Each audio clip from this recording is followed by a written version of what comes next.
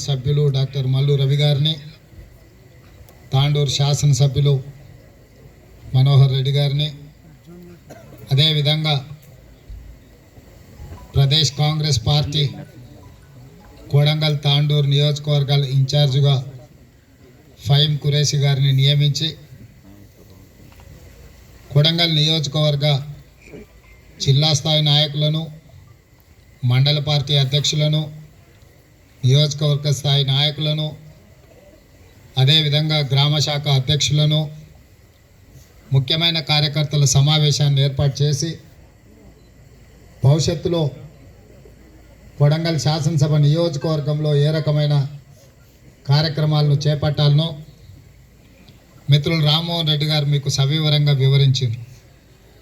ప్రధానంగా ఈ కార్యక్రమానికి కారణం అమిత్ షా గారు పార్లమెంటులో డాక్టర్ బాబాసాహెబ్ అంబేద్కర్ గారిని అవమానించే విధంగా, మహాత్మా గాంధీ గారిని హత్య చేసిన వాళ్ళను ప్రోత్సహించే విధంగా వారు ప్రసంగం చేయడంతో ఈరోజు ఈ దేశంలో మనం స్వేచ్ఛను, స్వతంత్రాన్ని ఈరోజు మనం అనుభవిస్తున్నామంటే శాంతియుత మార్గంలో మహాత్మా గాంధీ గారు స్వతంత్ర పోరాటాన్ని నిర్మించి కోట్లాది ప్రపంచంలోనే ఎంత పెద్ద యుద్ధాన్నైనా జయించవచ్చు అని నిరూపించి భవిష్యత్ తరాలకు ఆదర్శంగా మహాత్మా గాంధీ గారు నిలబడ్డారు.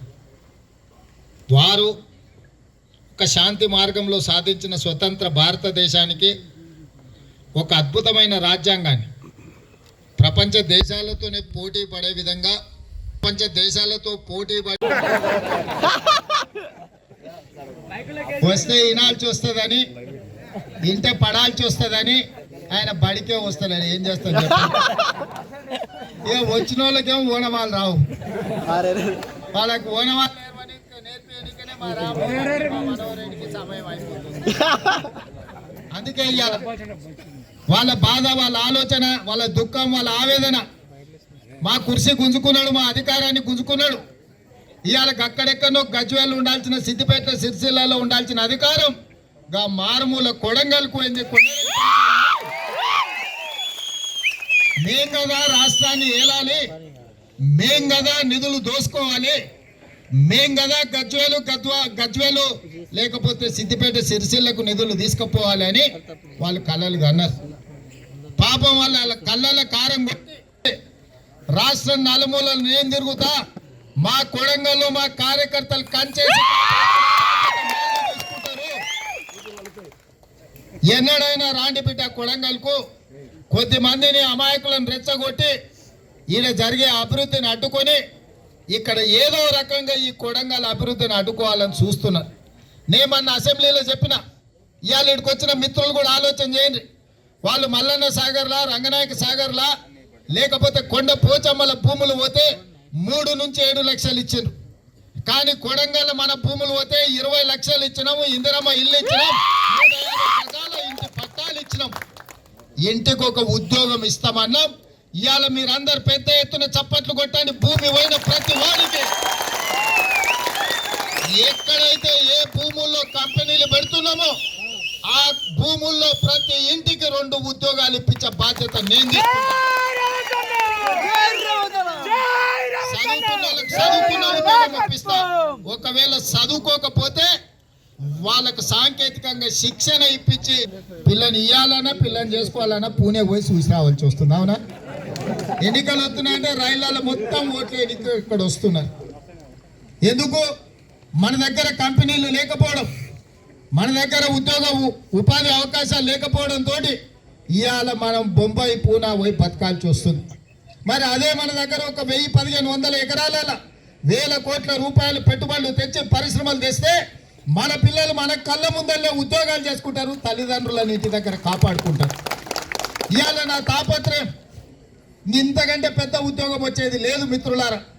తెలంగాణ రాష్ట్రంలో ఉన్న అతిపెద్ద ఉద్యోగం కొడంగల్కి వచ్చింది, నాకు వచ్చింది. ఆ కుర్చీలో నేను కూర్చున్నా. నా వరకు సంతోషమే, నా కుటుంబం వరకు సంతోషమే. మరి మీ కళ్ళలో సంతోషం చూడాలంటే మీ కుటుంబంలో కూడా ఉద్యోగాలు ఇవ్వాలి కదా. ఇవాళ మన భూముల భూముల విలువ పెరగాలి అని అంటే మనకు పరిశ్రమలు రావాలనా వద్దా? ఇవాళ ఒకటి చెప్తున్నాడు, కోకపేటలో 100 కోట్ల. ఎందుకు వచ్చింది కోకపేటలో 100 కోట్లు? ఆడ ఐటీ కంపెనీలు, ఫార్మా కంపెనీలు, పెద్ద పెద్ద కంపెనీలు వచ్చినందుకు ఆడ భూమి ఉన్నది 100 కోట్లు అయింది. కొడంగల్ 10 లక్షలకు కూడా ఒకనాడు ఆడగానికే నేను ఎమ్మెల్యే అయినాడు 30,000 ఎకరాలాగా మా ప్రశాంత్ భూమి కొనుక్కొని పట్టుకొచ్చి 30,000కి అన్న 50 ఎకరాలు కొనుక్కో అని. ముద్దపని అయితే 10 ఎకరాలు ఇస్తే సార్ ఉత్తగానే తీసుకో అన్నాడు.